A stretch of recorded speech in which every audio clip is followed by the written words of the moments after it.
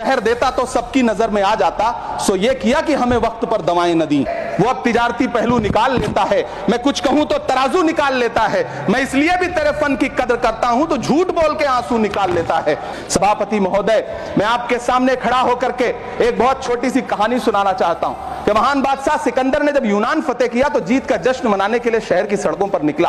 तो उसने देखा कि पूरा शहर तो जश्न मना रहा है, एक फकीर सड़क के किनारे चादर तान के सो रहा है। सिकंदर को गुस्सा आया, घोड़े से उतरा, उस फकीर के पास गया और उसे सोता देख करके उसे जोर की एक लात मारी और लात मार के कहा कि क्यों रे फकीर, मैंने यूनान फतेह कर लिया, लोग जश्न मना रहे हैं और तू सो रहा है। उस फकीर ने उन्नीदी आंखों से सिकंदर को देखा और देख करके कहा कि शहर जीतना बादशाहों का काम है, लेकिन लात मारना तो गधे का काम है।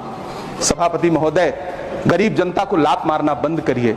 ये अमीरों के लिए बनाया गया बजट है, ये निराशाजनक बजट है। हम अमृतकाल सुनते आ रहे थे, ये अमृतकाल इतनी जल्दी समाप्त हो गया कि अब अमृतकाल का कोई नाम तक नहीं लेना चाहता है। जिस बजट में मनरेगा के लिए 1 रुपए की बढ़ोतरी ना हो, वही पुराना 86,000 करोड़, जबकि पहले ही 9,754 करोड़ का घाटा हो।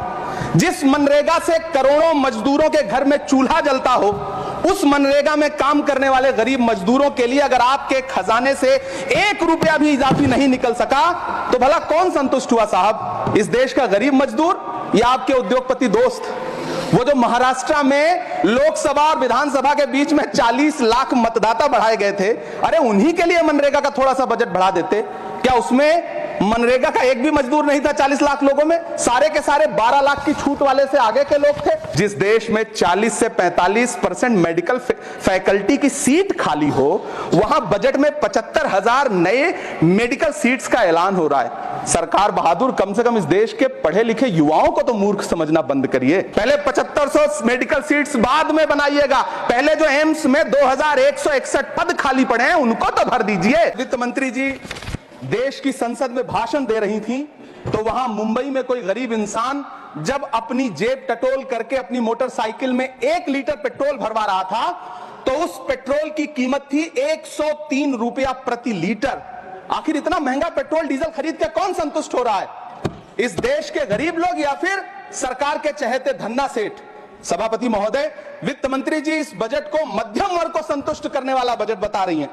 अरे मैडम, हम आप यहां पर बैठे रहते हैं और वहां बाहर इसी दिल्ली में 1 लीटर दूध, चाहे वो अमूल का हो या फिर मदर डेयरी का हो, उसकी कीमत 73 रुपए लीटर है। इतना महंगा बेच करके कौन संतुष्ट हो रहा है? गरीब जनता या आपके धन्ना सेठ दोस्त? सभापति महोदय, इस सरकार का बाजार और महंगाई पर कोई नियंत्रण नहीं रह गया है। चाहे देश में लहसुन 400 रुपए किलो बिक जाए, टमाटर 100 रुपए किलो बिक जाए, प्याज का दाम सुनकर आंखों में आंसू आ जाए, लेकिन वित्त मंत्री महोदया बजट में महंगाई का मां भी नहीं बोलती हैं। बच्चों की किताब और पेंसिल तक पर टैक्स लगाने वाले सरकार से मैं पूछना चाहता हूं कि आप मध्यम वर्ग का हितैषी बताते हैं खुद को, तो शर्म नहीं आती है? खुद को धार्मिक कहने वाली सरकार भगवान श्री कृष्ण के प्रिय खाद्य पदार्थों दही और मक्खन तक पर जीएसटी लगाती है और बात करती है मध्यम वर्ग की हिमायती होने की। जिंदा रहते हुए जनता से हर चीज पर टैक्स वसूलने वाली यह सरकार कम से कम मरने पर तो लोगों को बख्श देती, लेकिन नहीं, वहां भी लूटना है। अंतिम संस्कार के सामान, अगरबत्ती, धूप बत्ती, केवड़ा जल, चंदन पाउडर, जौ, बताशा, काला तिल, पंचरत्न, कपूर और कफन तक पर टैक्स लेने वाली यह सरकार किस मुंह से खुद को मध्यम वर्ग का हितैषी बताती है? कौन सी संतुष्टि, किसकी संतुष्टि? कदम कदम पर टैक्स देकर लूटने वाली जनता की या फिर जनता से टैक्स वसूल करके धन्ना सेठों का खजाना भरने वाली सरकार की? किसकी संतुष्टि? सभापति महोदय, 18 अगस्त 2015 आरा का बिहार का ऐतिहासिक मैदान, सजा हुआ मंच, हजारों की भीड़ और सामने खड़े हुए देश के प्रधानमंत्री का भाषण। बिहार के भाइयों बहनों, आज मैं बिहार के लिए पैकेज की घोषणा कर रहा हूं। 50,000 करोड़ कर दूं कि ज्यादा कर दूं? अखिलेश भाई, 60,000 करोड़ कर दूं कि ज्यादा कर दूं? 70,000 करोड़ कर दूं कि ज्यादा कर दूं? 80,000 करोड़ कर दूं कि ज्यादा कर दूं? चलो, मैं बिहार को 1.25 लाख करोड़ का पैकेज दे रहा हूं। 10 साल हो गए सभापति महोदय, वही ढाक के 3 पात। बिहार आज भी विकास की बाट जोड़ रहा है। भाषण आज भी प्रधानमंत्री जी के यूट्यूब चैनल पर सुना जा सकता है। जो झूठ बोल के करता है मुतमईन सबको, वो झूठ बोल के खुद मुतमईन नहीं होता। सभापति महोदय, ये तो राहुल जी का असर है। कौन सा शब्द सर, कौन सा शब्द? झूठ। ठीक है सर, मिथ्या बोल करके, जो मिथ्या बोल के करता है मुतमईन सबको, वो मिथ्या बोल के खुद मुतमईन नहीं होता। ये राहुल जी का असर है। जो मखाना बोर्ड की घोषणा हुई, अखिलेश जी आपको याद होगा, भारत जोड़ो न्याय यात्रा में 30 जनवरी 2024 को बिहार के रंगभूमि मैदान में राहुल गांधी जी का पूर्णिया में भाषण था और उसमें मखाना को लेकर उन्होंने आवाज उठाई थी। ये उनका असर है कि आपको मखाना बोर्ड बनाना पड़ा, वरना तो आप मखाना बोर्ड बनाने वाले लोग हैं। सभापति महोदय, बिहार को झूठे पैकेज और चुनावी दिलासे देना बंद करिए।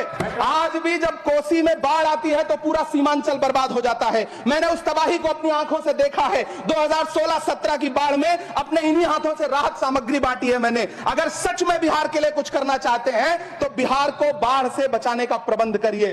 पूर्णिया एयरपोर्ट 10 साल से बाट जो रहा है, घोषणा 2014 में हुई, बन के आज तक तैयार नहीं हुआ। अलीगढ़ मुस्लिम विश्वविद्यालय का किशनगंज सेंटर बजट के अभाव में दम तोड़ता जा रहा है। मैंने पिछले बजट सत्र में भी आवाज उठाई थी। आज फिर वित्त मंत्री जी से अनुरोध करना चाहता हूं, दामन फैला करके, कि अलीगढ़ मुस्लिम विश्वविद्यालय का किशनगंज सेंटर बन जाने दीजिए। आखिर कौन सी नफरत है? यह मुल्क हमारा भी है। इस मुल्क की मिट्टी में हमारा भी खून पसीना शामिल है। हमसे इतनी भी क्या नफरत? रिश्तों की ये नाजुक डोरें तोड़ी थोड़ी जाती हैं। अपनी आंखें दुखती हो तो फोड़ी थोड़ी जाती हैं।